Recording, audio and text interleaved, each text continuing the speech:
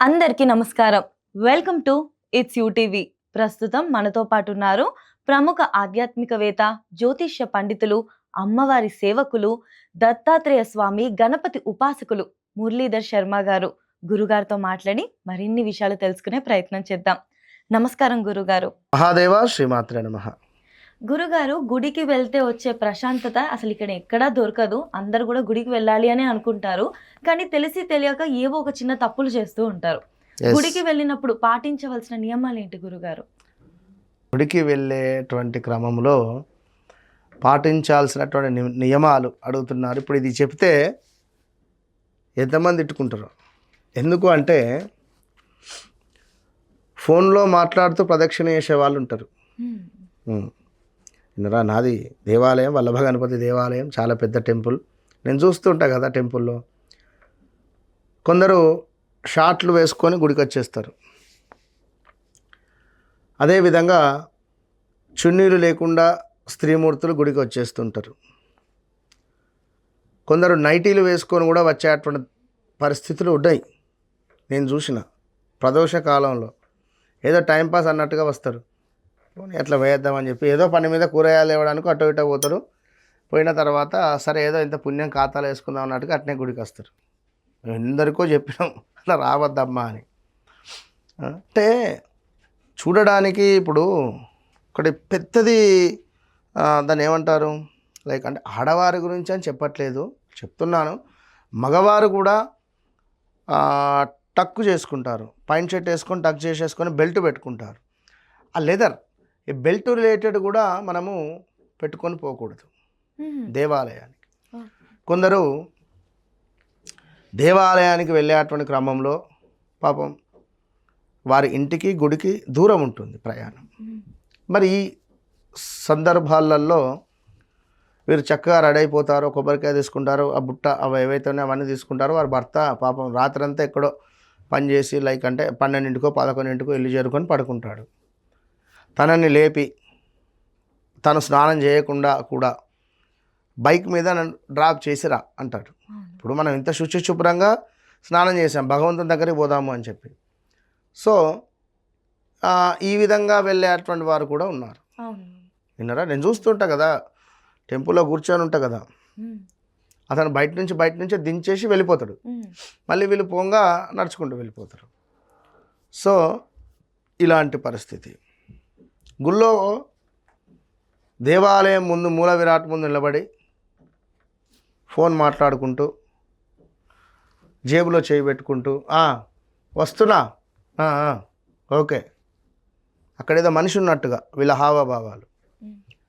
భగవంతుని దగ్గర ఉన్నప్పుడు మనం ఎంతటి శ్రద్ధగా ఉండాలి. ఇప్పుడు రేపటి తరానికి మనం ఏంది ఇచ్చేది. ఇక పూజ పూర్తయింది, పూజారి గారు హారతి తీసుకొని వస్తాడు. జేబులు తడుగుతూ ఉంటారు. పెద్ద లక్షలైతే ఉండేగా జేబులో. గుడికి వెళ్ళేటప్పుడు 10, 20, 50, 100 ఉంటుంది. అలా తీసి వెతికి 10 రూపాయలు చిరిగిపోయింది అక్కడ పారేస్తారు, లేదా స్టిక్కర్ వేసింది పారేస్తారు, లేదా జేబులో చేయబెట్టి ఇట్లా అని చెప్పి 2 రూపాయల కాయిన్ పారేస్తారు. నీ జేబులో ఎన్ని డబ్బులు ఉన్నాయో నీకైతే తెలుసు కదా. సో ఈ విధంగా మీరు ఎవరైతే వెతికి డబ్బులను వేస్తారో మీకు కూడా ఆ పనులు ఏవైతే కావాలని చెప్పి దండం పెట్టుకుంటున్నారో ఆ విధంగానే వెతికే ఇస్తుంది అమ్మవారు. అదెందుకు ఇస్తుంది? తన దగ్గరికి పోయినప్పుడు ఎంతటి దర్జాగా ఉండాలి, జేబుల నుంచి తీయాలి, కానీ వేసేసేయండి. అలా అని చెప్పి నేను కట్టలు వేయమని నేను చెప్పడం లేదు. దేవాలయానికి ఎవరైనా వెళ్ళేటప్పుడు ఒక లుంగి, ఒక అంగి సపరేట్గా ఉంటుంది ఎవరికైనా, అది వేసుకొని వెళ్తారు. లేదు ఆఫీస్కి వెళ్తున్నారనుకుందాం, మీకు అనిపిస్తుంది నేను హారతి తీసుకుంటాను, లైక్ అర్చన చేసుకుంటాను, పై జేబులో 50 రూపాయలు వేసుకొని పోండి, అంతే కదా. టైం మీద ఆగమాగం ఎందుకు అవ్వడం ఒకటి. ఇక ప్రదక్షిణకు గంటలు కొడుతూ ఉంటారు. ఒకసారి వెళ్ళామా, ఒక గంట కొట్టామా అంతే. గంట అనేటువంటిది రాహువును అధికంగా ఇంపాక్ట్ చేస్తుంది. మీ జన్మజాతకంలో రాహు బాగా లేకుంటే మీరు అధికంగా గంట కొట్టినట్టయితే రాహు యొక్క పాజిటివ్ ఎనర్జీ మీకు వస్తుంది.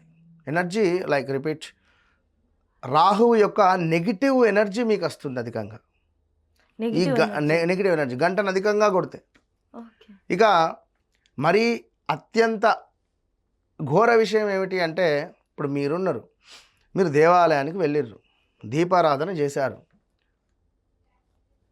వెళ్ళిపోయారు, అక్కడి నుండి మీ పని అయింది, వెళ్ళిపోయినారు. అది ఏదో గాలి వచ్చో ఏదో కొండెక్కింది దీపం. ఈ వత్తిని కాస్త పైకని వేరే వాళ్ళు వెలిగిస్తారు, లేదా ఇందులోనే వేరే వత్తి వేసి మళ్ళీ వెలిగిస్తారు. అబ్జర్వ్ చేస్తా ఉంటాను గుడిలో. ఇది ఇట్లా చేయకూడదు. సో ఇంకా ఈశ్వరుని ఆలయం అయితే మనం అక్కడ సమర్పించినటువంటి పుష్పం కానీ, కొబ్బరికాయ కానీ, పండ్లు కానీ బ్రాహ్మణుల ద్వారానే తీసుకోవాలి. డైరెక్ట్గా మనం తీసుకొని పోరాదు, దొంగతనం చేసినట్టే. చండీశ్వరుడు ఆగ్రహానికి గురవుతాడు. ఈశ్వరునికి చండీశ్వరునికి ఒక సంభాషణలో, నా ప్రసాదం ఎవరైతే పొందినా కూడా చండీశ్వరుని అనుగ్రహాన్ని పొందే తీసుకోవాలి అని ఈశ్వరుడు వరం ఇచ్చాడు చండీశ్వరునికి. ఇక ప్రసాదం కవర్లు తీసుకుపోయి, బాక్సులు తీసుకుపోయి ప్రసాదం పెట్టు.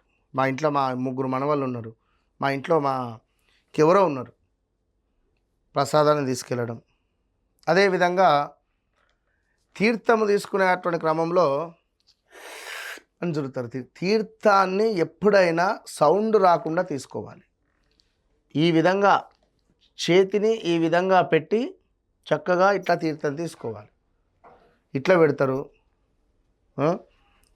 వారి ఇష్టం. ఇక అంటే ఇట్లాంటివి కొన్ని వందలు ఉంటవి దేవాలయంలో. ఒకసారి మళ్ళీ ప్రేక్షకుల కోసం కాస్త వివరంగా చూపిస్తారు. ఈ బొటన వేలు ఇక్కడికి రావాలి, ఓకే, ఇట్లా పెట్టుకోవాలి ఆ విధంగా ఇది. సో ఇక తీర్థం తీసుకొని కూడా పని ఇట్లా అనుకుంటారు. నేను అదే అడగబోతున్నాను, చేయకూడదు. సో తీర్థం తీసుకున్నాక చేయి కడుక్కోవాలి లేదా తుడుచుకోవాలి, ఇది పద్ధతి. ఇక పుష్పాలు, దేవాలయంలో మనకు అనుగ్రహం ఉండాలి. ఏదైనా ఇప్పుడు కాశీకి వెళతాం, లైక్ అక్కడ తెలియదు. ఇప్పుడు నేను మన కాశీకి వెళ్ళినా, ఉడిపికి వెళ్ళినా, ఇంకా లైక్ ఎక్కడెక్కడికో వెళ్ళినప్పుడు సడన్గా పూలమాల తీసి మెడలో వేసేస్తారు, తీసుకోండి ప్రసాదంగా అని. మన దగ్గర ఒకటి పూలదండ ఇవ్వవా అమ్మవారిది, ఈశ్వరుని ఒకటి పూల మాల ఇవ్వండి. రుబాబుసే పూలదండకు కూడా వీరు పూలదండలను తీసుకువెళ్ళి ఏం చేస్తారో తెలియదు, ఇంటికి కట్టుకుంటా అంటారు. కట్టుకోండి, మంచిదే. పూలమాల తెచ్చిచ్చినటువంటి యజమాని ఒకరు ఉంటారు, వీరికి ఒక కమిట్మెంట్ ఉంటుంది, మరి వారికి ఇవ్వాలా పాపం వద్దా అని ఎన్నో ఉంటుంది. మనము ఒకసారి పూలమాలను తీసుకువెళ్ళాలి, 1కి 10 సార్లు తీసుకెళ్ళండి. తీసుకువెళ్ళిన తర్వాత మీరు 1కి 2 సార్లు తీసుకోండి. ఇదే ప్రసాదం ఇంకెవరికైనా ఇవ్వండి. ఇది మంచి ప్యూర్ హార్ట్ ఉండాలి. ఏదో వెళ్ళామా వచ్చామా అనేది కాదు. మంచి మనస్సు అనేటువంటిది ముందు మనకు ఉండాలి. మన మనస్సులో అహం బ్రహ్మాస్మి, మన మనస్సులో ఉన్నటువంటి భగవంతుని మనం చూడగలగాలి. అంతేగాని మీరు వెళ్ళండి, వెళ్ళొద్దని కాదు, కొన్ని తెలుసుకొని వెళ్ళండి. ఇంకా చాలా ఉన్నామమ్మా చెప్పడానికి దేవాలయాలలో. ఇప్పుడు ఇక్కడ ఈ దేవాలయాలలో ఏమిటంటే కమిటీ రిలేటెడ్ రాజకీయాలు బాగా ఉంటవి. ఎవరు ఈ వీరు వారని చెప్పలేం. ఇందులో ఏది ఏమైనా డబ్బున్నది రాజ్యం అంతే. తిరుపతి దగ్గర నుండి చూస్తే ఎక్కడికైనా నువ్వు డబ్బులు ఇచ్చినావా విఐపి దర్శనాలే అంతే. ఇక ఇంతకుమించి ఏముంది, డబ్బుతోనే అన్నీ, బస్ దట్స్ ఆల్. డబ్బున్నోడు వాడు ఏం చేసినా నడుతుంది అంతే. భక్తికి మించి దానికి ప్రాధాన్యత ఇప్పుడు ఎక్కువైపోయింది అంతే అంటారు. కనుక ఇలాంటివి పొరపాట్లు చేసుకోకుండా తెలుసుకొని ప్రశాంతంగా ఉండండి, అమ్మవారి అనుగ్రహాన్ని పొందండి. కూర్చోండి, ఆ మూల విరాట్ను చూడండి, నవ్వుకోండి, మంచిగా అమ్మవారితో కనెక్ట్ కండి. అక్కడ ఉంది, నన్ను చూస్తుంది అనే విధంగా ఉండండి, బాగుంటుంది. ఖచ్చితంగా గురుగారు, మీరు చెప్పిన నియమాలన్నింటినీ కూడా పాటిస్తూ ప్రతిసారి ఇక నుంచైనా కూడా అందరూ ఈ మిస్టేక్స్ అన్నిటినీ కూడా అవాయిడ్ చేసి మీరు చెప్పినట్లుగా శ్రద్ధ, మనశ్శాంతి, ఏకాగ్రత పెట్టి మొక్కుకుంటారని చెప్పేసి భావిస్తూ ధన్యవాదాలు. తప్పకుండా అమ్మా.